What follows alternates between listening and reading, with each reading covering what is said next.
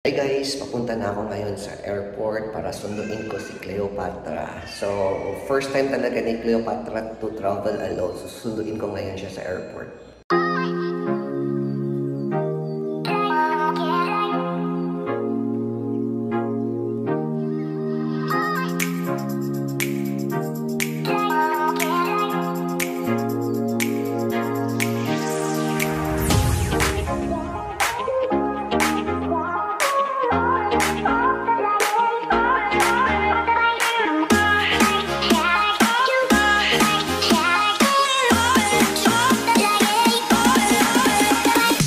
Malapit na ako dumating sa sa Cebu Park. Yan na yung Cebu Park, parang yan na. So, dyan lang ako. So, yan, malapit na ako bababa para sunduin ko si Cleopatra.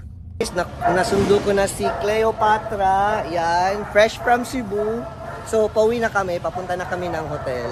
So, dun sa hotel, i-prepare ko siya para ma-groom ko.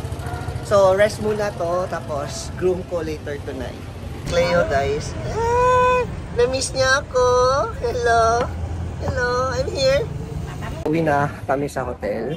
So, prepare ko muna to. Rest ko muna saglit si Cleo. Papakainin ko ng breakfast. Sure ako, hindi pa to nakakain. Kasi kanina, madaling araw sila, bumiyahe, papuntang Lapu-Lapu. So, sure ako, gutom na gutom talaga si Cleo ngayon. Finally, andito na po ako sa hotel. So, mahangin sa labas. So, yan. Dito na si Cleo sa baba. So, pupunta na kami ng room namin. Guys, gutom na gutom si Cleo sa biyahe. Ayan. Cleo, welcome to Manila, Cleo. Yan, pinakain ko na siya ng hair and skin ng Royal Canin. Guys, thank you so much for watching my vlog. Bye-bye! See you in my next vlog!